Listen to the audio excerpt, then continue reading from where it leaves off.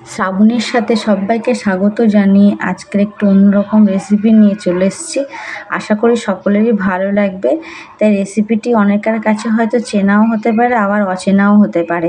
তাই রেসিপিটি কিভাবে করেছি অবশ্যই পাশে থাকুন আর দেখতে থাকুন।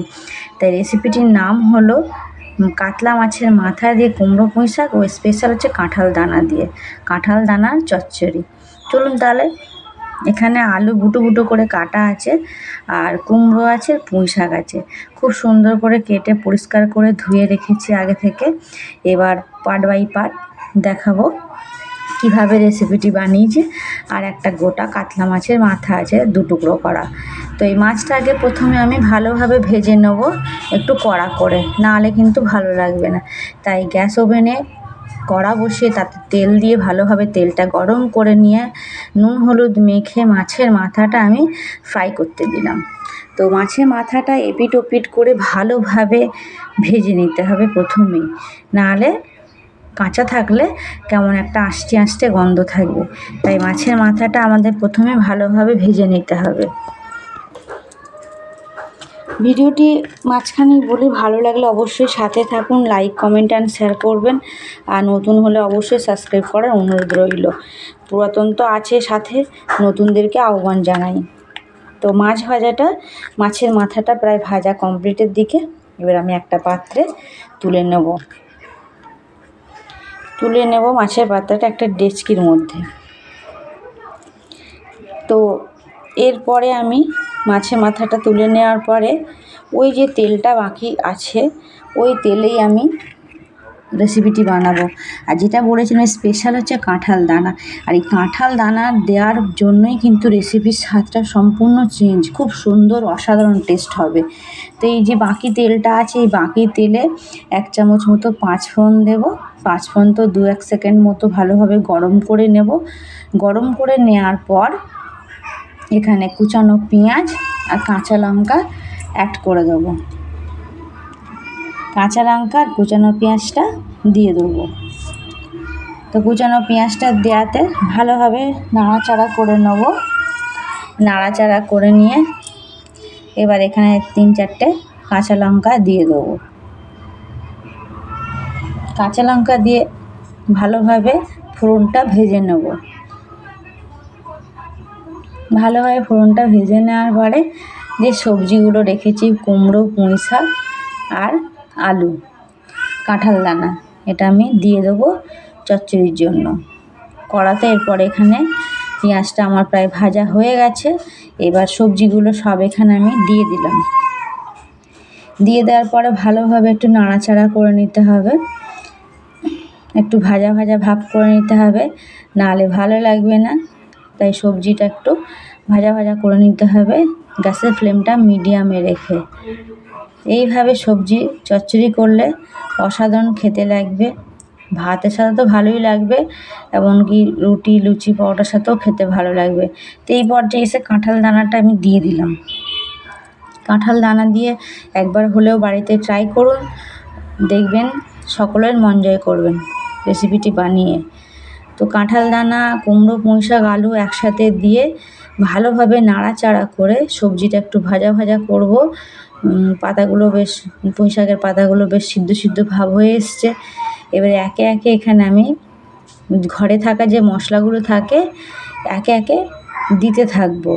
আগে আমি সবজিগুলো ভালোভাবে ভেজে নেব, তারপরে সবজিগুলো দেওয়ার পরে এখানে ফার্স্ট আমি 1 চামচ লবণ দিলাম। এরপরে ধনে, জিরে, গোলমরিচ, হলুদ পরপর এই মশলাগুলো দেব। শুধু একটা মশলাই যে আমি স্কিপ করে গেলাম, সেটা হলো কাশ্মীরি লঙ্কার গুঁড়ো। আপনারা চাইলে কাশ্মীরি লঙ্কার গুঁড়োটা দিয়ে নিতে পারেন। তো প্রত্যেকটা সবজি ভালোভাবে দিয়ে নাড়াচাড়া করে মিক্সড করে নিতে হবে বা ভালোভাবে কষিয়ে নিতে হবে। কষিয়ে নেওয়ার পর 2 মিনিট করে কষাতে হবে, 2 মিনিট করে নাড়তে হবে। তো এইভাবে 2 মিনিট অন্তর অন্তর কষিয়ে নেওয়ার পর একটু এখানে জলের প্রয়োজন পড়বে, একটু অল্প জল দিয়ে আবার কষাতে থাকবো। একটু ঢাকা দিয়েও রাখবো মাঝখানে।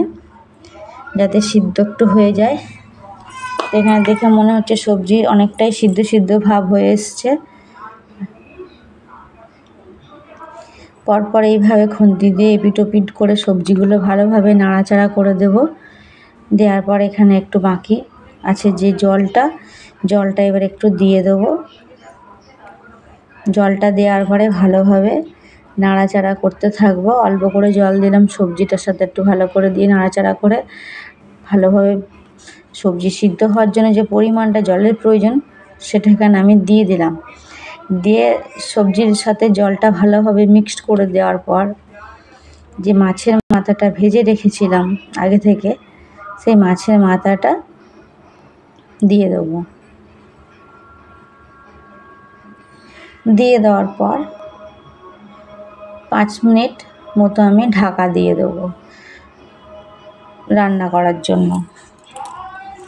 কাঁঠাল দানা দিয়ে কাতলা মাছের মাথার চচ্চড়ি রেসিপি অবশ্যই সাথে থাকুন আর দেখতে থাকুন।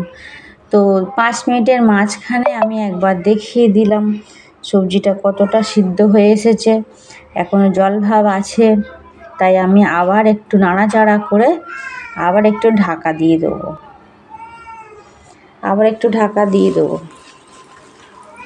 তো ঢাকাটা খুলছি, আবার 2 মিনিটের মাঝখানে আবার একটু দেখিয়ে দিচ্ছি কতটা হয়েছে সিদ্ধ।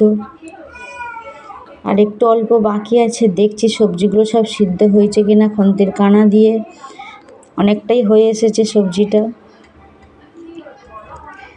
তাই ভিডিওটি ভালো লেগে থাকলে অবশ্যই লাইক, কমেন্ট অ্যান্ড শেয়ার করতে ভুলবেন না। সাবস্ক্রাইব করার অনুরোধ রইল। পাশে থাকা নোটিফিকেশান বেল আইকনটি অবশ্যই প্রেস করে রাখবেন, যাতে নিত্য নতুন ভিডিও ছাড়ার সাথে আপনাদের কাছে পৌঁছায়। তা আপনারা অবশ্যই কমেন্টে জানাবেন রেসিপিটি কেমন হলো।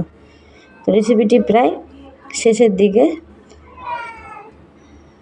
দেখুন কতটা কমে এসেছে, মানে হয়ে এসেছে, সব সিদ্ধ হয়ে এসেছে।